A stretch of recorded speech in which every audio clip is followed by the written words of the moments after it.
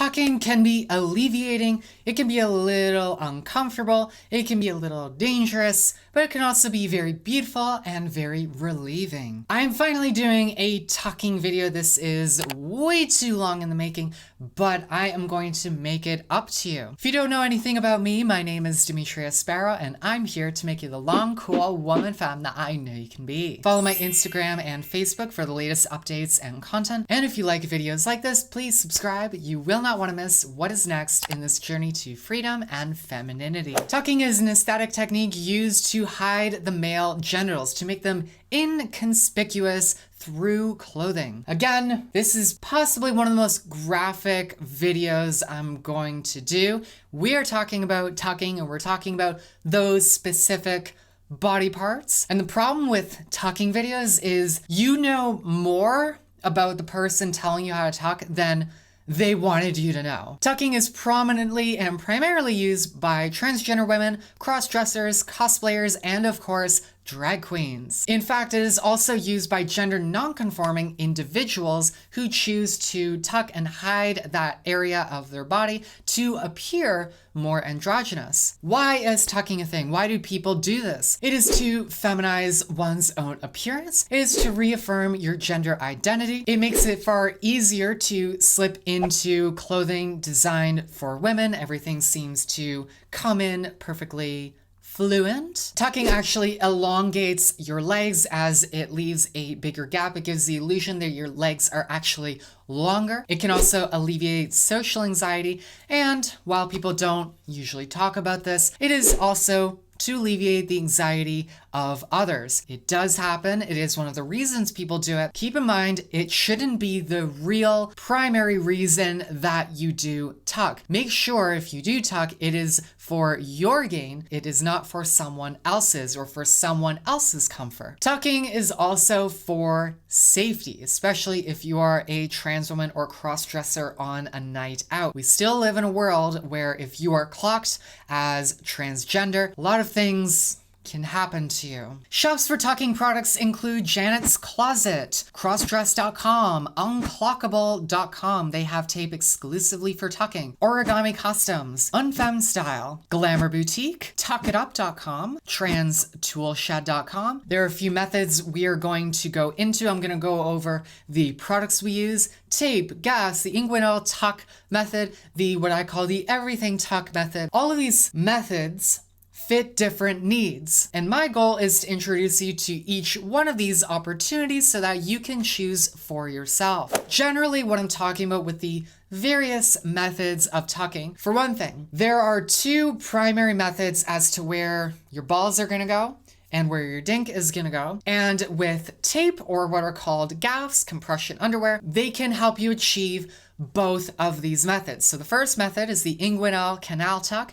and what I call the everything tuck. Now you're probably wondering what the Inguinal canal is. When I explain this, you might get a little uncomfortable, but it's all a learning process. The Inguinal canal are two chutes that are above your groin. Those are where your balls are gonna go. So testicles form very early in a baby boy's growth. They actually form in the abdomen, far, far up, and then they eventually drop during or slightly before pregnancy. So it's kind of a misconception that when you hit puberty, your balls, quote unquote, drop. They more visibly drop, but your balls actually drop when you're born. Normal testicles attach themselves with stretchable tissue in the bottom of the scrotum. During development, each testicle starts at the starting point on the posterior abdominal wall, from the labioscrotal swellings near the kidneys, down the abdomen, and through, yes, those inguinal canals to eventually reach the scrotum. So essentially, testicles form in the abdomen when babies are through development, and then the eventual goal is traveling all the way down into the scrotum by the time of birth. Why am I telling you this? Well, as scary as that is to push your balls up into these pockets, it is actually not abnormal for them to go up there because, quite frankly,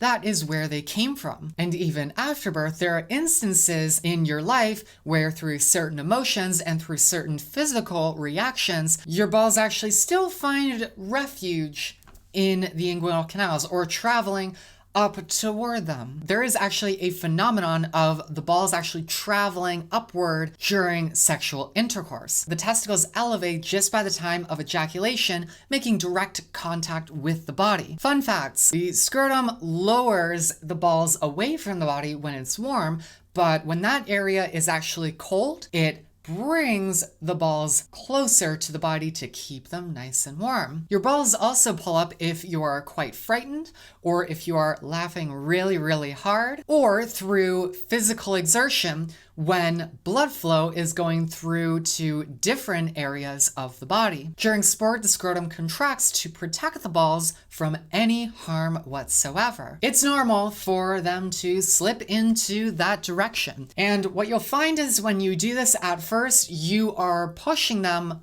upwards, and you'll find there really is room for it to go up there. It's like there literally is a place made for them to go up there. That's because there is. So you have to be a little bit on the cautious side, but here's what you're gonna do. You're gonna take 2 or 3 fingers and you're going to slowly and carefully push your balls upwards into those chutes. Now, if this is one of your first times attempting this, if you feel any pain whatsoever, then stop. Like, beauty is pain, but safety and comfort tend to go hand in hand for a reason. So do not rush the step and gauge your body's comfort level. So you have your two balls up here, and then you got your ding and the kind of leftover skin from your scrotum. So what you're gonna do is, this is the part that you're gonna pull all back to your bum. So you have the 2 balls here, and then I'm gonna try to do kind of a perspective thing. Your ding's hanging like this.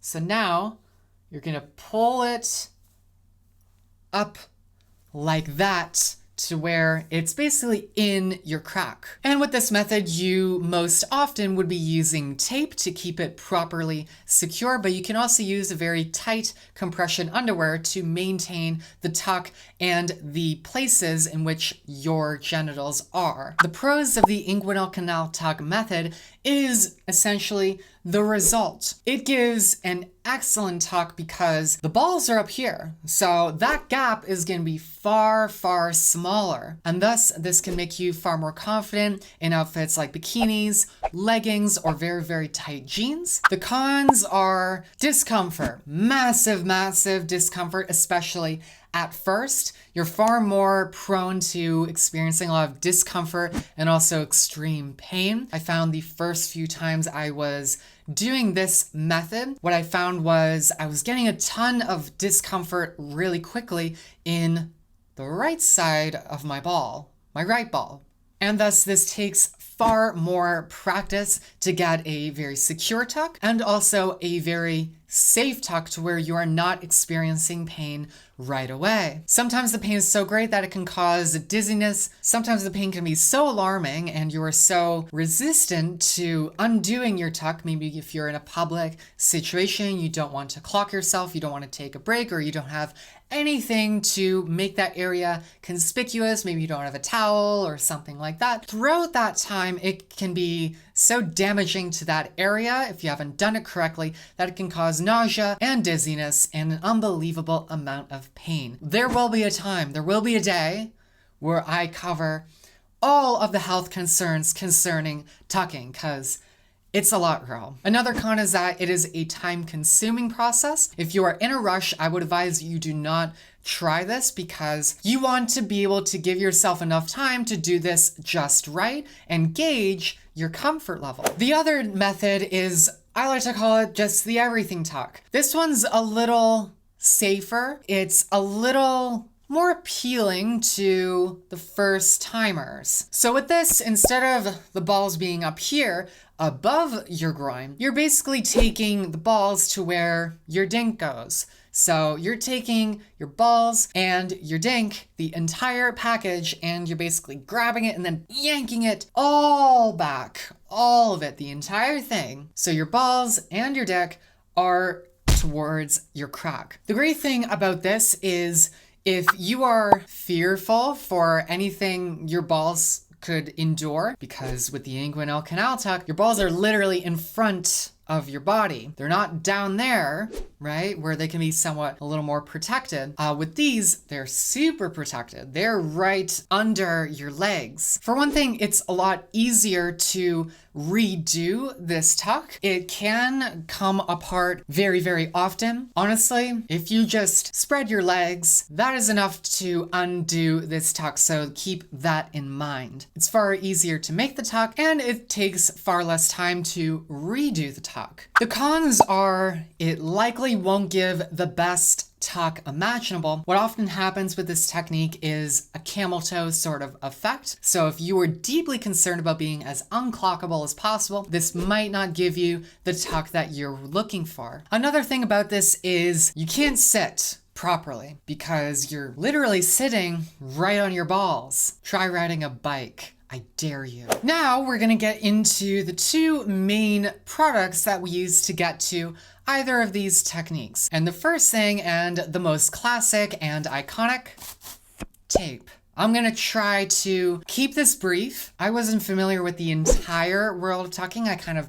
took one method and I kind of stuck with it because it worked for me for what I wanted. What I wanted to make sure of with this video was that anything I say is backed by somebody, backed by sources that I can trust, that are known to work, that are universally regarded as, okay, this is effective, but this is also safe. But you'll find this with a lot of tutorials on how to present yourself as trans, is that a lot of this information is word of mouth. You'll have someone who is not a professional with a lot of this stuff. It's kind of anecdotal, as in, this is what I've used, so I'm gonna tell you what I've done. And then it's kind of like the covering your facial hair with makeup. It's like they just had red lipstick lying around. They've kind of told everyone to use it, even though it's probably not the best overall method out there. So there's kind of that thing, and talking about presenting yourself as trans honestly makes a lot of people very uncomfortable.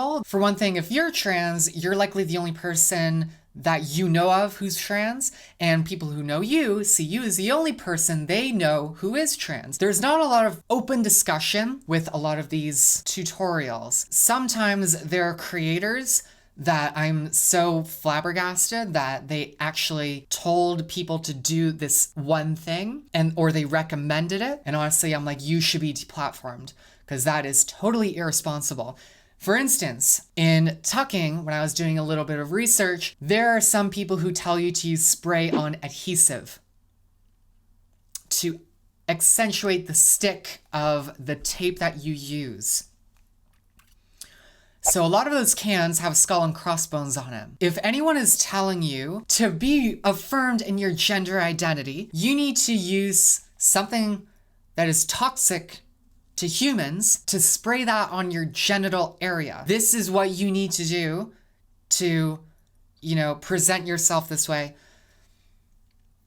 Yeah, I am not going to recommend that. That is not going to be one of the possible options that I will recommend to you, because frankly, that is unbelievably dangerous, and we do not need other trans people being self-harming to their genital region. I do not encourage that, and I do not advocate for that. Anyway, what is regarded as sort of secure and somewhat safe is sports tape or some sort of medical tape. I will not tolerate the spray-on adhesive, but if you are talking about using duct tape, packaging tape, or vinyl, or what have you, the reason people use this is, for one thing, it's the only thing that's lying around, but also sometimes people say, like, this is not enough. In a lot of ways, I can kind of understand that, but just be aware of how your skin can react. And quite frankly, there are going to be tapes that some people have an allergic reaction to, depending on, say, the amount of latex that is in them. And so just bear in mind, these tapes are not designed and manufactured to go onto human skin. What you'll also find is there is tape that stretches, and then there's tape that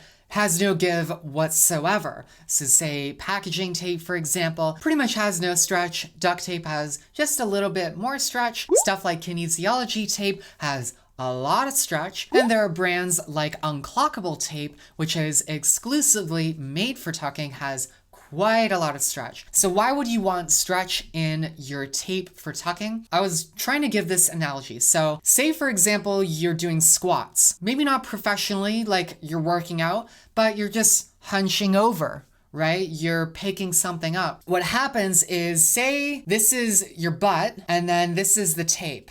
Okay, here's what happens. So when you hunch down and there's no stretch on the tape, when you sit down or when you hunch over, when you squat, your butt kind of does that, goes a little round. And so when that happens,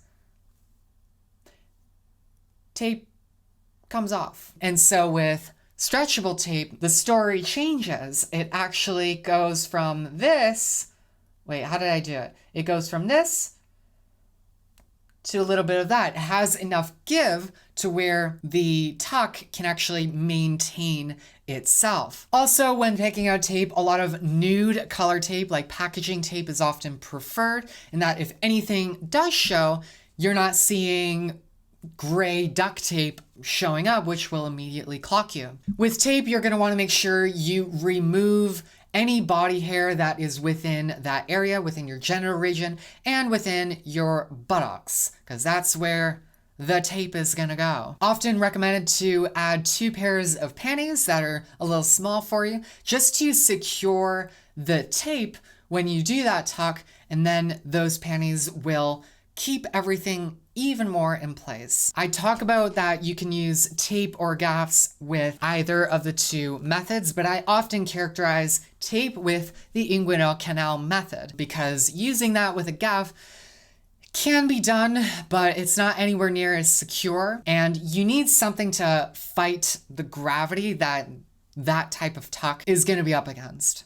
So you take, I like to think, like 13 inches. You kind of have to gauge, hang on, let me get scissors. Yeah, you take about 13 inches, because what you'll find happens is with some of these gaffs, actually, it'll be coming out, like it'll show up above, like this is the gaff, it shows up like right here. And that actually segues into what I was gonna say. You know, with both of these products, tape and gaffs, a lot of times you can just use them together. If you are going with trying to do tape, but you're not confident it's gonna last the entire day, just wear a gaff over it. Keeps it nice and secure. Say for example, when I'm at work, when I'm trying out the tape method, I do that, and then, you know, if it gets too uncomfortable or it's not holding up or it's kind of falling apart on itself, using the inguinal canal tuck, you can basically undo the tape, peel it off, and then you still have your gaff to use the everything tuck. So that's an effective way to do it in public. So I have 3 strips here. So that's kind of what I do with that. You kind of want enough width to where it's going to be able to pull everything back, but not too long to where it's going to show up either at the back or a little above your pube region. So say you're doing the inguinal canal tuck. Let's say your balls are right here. You've got them up there. While keeping them secure, you got the tape in one hand, and you've kind of got your naughty bits, and you're pulling them back. You really want to pull them back quite a lot. We want this to be secure. So this is right on your pubes. Make sure you shaved off your pubes. Like this is your excess skin and your dick, with everything in place up here with your balls. Pull it like that, and then secure in the crack. That is mastery. Takes a little bit of time, but you have to listen to your body. Next, you have gaffs. I have a few things here. Oh, I'm dropping them. I'll leave a ton of shops in the description. Yeah, Unfemme Style. So it's a cross-dressing site. So this is really cute. Wait, I don't know if you can see. It's got a little bow. This is an example of what a gaff is. So it's compression underwear, and it's usually characterized by very tight fabric in the center. So that's meant to give enough pressure and support for the tuck. An alternative, it doesn't have to be called a gaff, but one of my personal favorite products of all time is this girdle right here. It's called Miracle Suit. It's basically a girdle, and it's super, super tight on the crotch area. It slims out your stomach as well, so there you go. With high cutting tops, this is not really for you because it's gonna show. You also have a more sort of basic one. This is from Origami Customs. So this one is far more breathable. It's a lot shorter, which I like because even this one is a little high-waisted. It's kind of like, it makes me think I'm into like ABDL. I mean, never say never, but this one will help you fit into a lot of stuff. It's characterized by, you know, this is the bum area and this has double the fabric. T-girls are quite poor. You have this little contraption. You're probably thinking, what is that? No. This, what is this, a pair of old boxers with a sock hanging in the middle of it?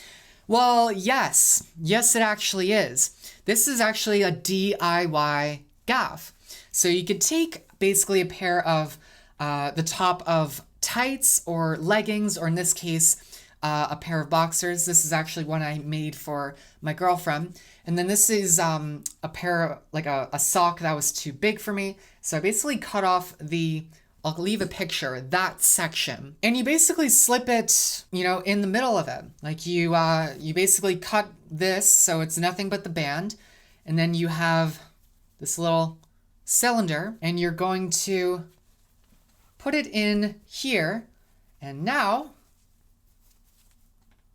these are where your legs are gonna go. If you can't afford a gaff, these actually were not cheap. You could get just something like bikini bottoms or just very tight like spandex underwear.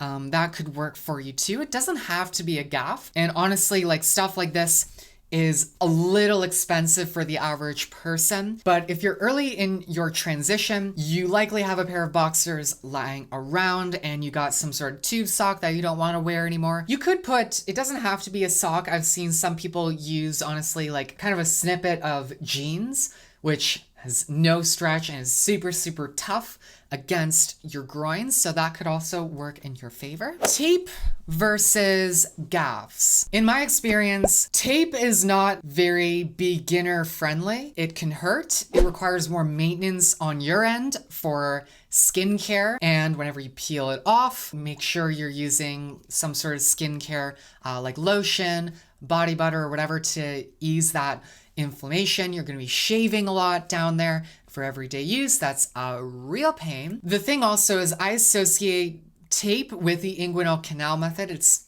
really the proper way to do it. And with that, it takes a lot of practice, takes a lot of getting used to. Quite frankly, I'm very intimidated and a little scared that my balls are on the front of my body rather than down there where I kind of know where they are. And you don't realize this at my work, like most of the things that I sort of lean on, because you lean on like when you're hunching over, you know, stacking boxes and stuff. This is like above my groin. All the stuff, all the tables meet there. So when you do the inguinal canal tuck, it's like you're getting hit in the balls everywhere you're hunching over. That's a little scary. I would recommend you get gaffs first because of the bathroom issue. What you'll quickly find about tape, once you undo it, say for a bathroom break, it's very, very difficult to redo the whole process. It's not going to be as good of a tuck as the first time you initially do it. And if you're like me, you go to the bathroom 3 to 4 times a day. On my 8-hour shift, that's how many times I go. So that would mean I'd have to tape it back up 3 to 4 times. Whereas with a gaff, I can simply undo it, do my business, and then pull it back up really, really quick. It won't hurt, and it won't take a million years to do it back up. Now, these actually go into the health concerns concerning tucking, in that if you use tape, you're very prone to dehydration. You're going to be discouraging yourself to go to the bathroom because you do not want to undo the tuck. And if you do not have spare clothes on hand, that is going to further encourage you to kind of just put up with it. Dehydration leads to dizziness, tiredness, kind of makes you a little crazy. There's a very good chance if you are transgender that you're on spironolactone. That is used to block or lower testosterone levels, but it is also a diuretic, meaning it's gonna dry you out. When you're on spironolactone and you're using tape, that's not good. So honestly, with tape, what I would advise is if you're wearing something like a real skimpy outfit that needs the best tuck imaginable, like some sort of bikini or leotard, or you're going swimming, that's stuff where it's perfectly understandable to do tape, or when you're on a night out where you're not going to be tucked with tape for a super long period of time. I think that's why it appeals to drag queens in a lot of ways. But actually, aren't they like dolled up for 16 hours straight? They have to like sleep in all of that getup, don't they?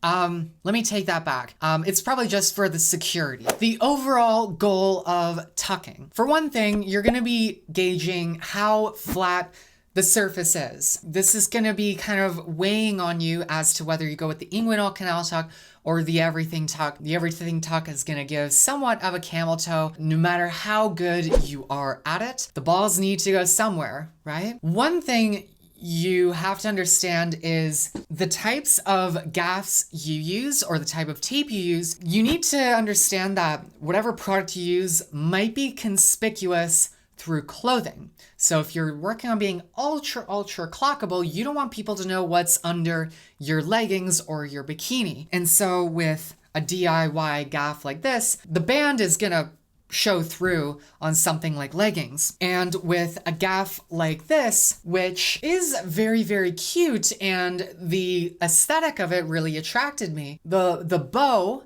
actually embosses over leggings. And so it tells you there's something irregular going on under there. And actually the seam here is elevated compared to this. And so this pops through. When I wear leggings, you see the seams embossed, and I don't like that. So honestly, I've been enjoying this out of everything because it's just basic. Plus, with one of my favorites, the girdle, it's super long, so you're kind of limited in your options. Some gaffs are actually made of kind of like a PVC material, and so they'll actually shine through what you're wearing. You want to figure out what comfort level you can tolerate, and make sure you distinguish between discomfort and harm. Think about what you're gonna be wearing most of the time. If you wear something like poofy dresses, that's gonna be a different story when you wear like super tight leggings. In my case, I use the everything tuck with a gaff at work because I wear skinny jeans, and that does enough for me, but that's not going to work for every single person. Think about what activities you're going to do. Are you very sports oriented? If your method of tucking undoes itself once you spread your legs, if you're athletic, that's not going to work for you. Try running in the tuck, see what happens. Cross your legs. Actually, try putting shoes on. That actually explains a lot. With tape, think about the color of it, how bright it is, or how much it will show through on the little extra ends that come through. Think about the stretch factor, because the more stretch, the more you're sort of enabled in movement without dismantling the tuck. Now, let's talk about some of the health concerns. The thing with tucking is there's a lot of things that can go wrong. For one thing, can lead to some infections. So let's kind of keep this in a sort of perspective. So tucking involves, when it's all done, no matter what method, involves skin folding and scrunching within each other. So what that does is it creates a warm and moist area. This leaves room for bacteria and infections to fester. You've got to be very, very, very hygienic when it comes to tucking. I don't care who you are, you gotta do it. So this could also lead to skin infections. Stuff like jock itch is actually a very likely consequence of what could happen. Skin irritation is very, very likely if you use very harsh tapes and you use it on a regular basis. A lot of things can happen when something enters your urethra. Now, how would that happen? So think about where you're positioning your dink. Naturally, your dink just sits like this. What happens to you is your dink is kind of up like this. So your urethra's holding up like this. And where is the urethra facing? Toward your anus. By the way of gravity, any bacteria can just drop right in. Because this isn't what's like the natural process of biology is supposed to happen, that your urethra is right next to your anus. And your anus has got fecal matter surrounding it. Fecal matter could just simply pop right in. Hygiene is super, super important. I do not want any of this stuff to happen to you. Testicular torsion can happen. This is when a testicle rotates, twisting the spermatic cord, that which brings blood flow to the scrotum, which can cause swelling and an unbelievable amount of pain. The last thing I'll leave you with is the kind of activity and behavior of your genital area changes with excessive tucking. You're already affected in fertility if you're on HRT, and your testicles and your dink shrink while on estrogen. If you're not on estrogen, here's what happens. So the way you get fertile is that the sperm needs to basically be cold. The function of the scrotum is to keep the sperm away from the body, therefore body heat. It is supposed to be cooler than your natural body temperature. No matter what method you're using, if you're pushing up your inguinal canals, that's going inside your body, or it's within your legs and within your crack zone, that's a ton of body heat and it's keeping that part of your genitals warm. This is higher likely to reduce sperm quality and sperm count initially. If you intend to have children, be very careful on how often you tuck, because if you tuck every day, that could lead to certain consequences. If you can afford it, maybe try banking your sperm or tuck when you only initially have to do it, when it's absolutely needed. That is the initial introduction to the world of tucking. There is a ton of nuance and tons of products that you can try out. That is the basic rundown if you're trying to figure out what is going to work for me. Hopefully this gives you a good start. I want to thank you all so much for watching. If you do have any questions or comments about tucking, please comment down below. I am not a big YouTuber, so I will surely answer all of your questions. Stay beautiful, everyone. Take care.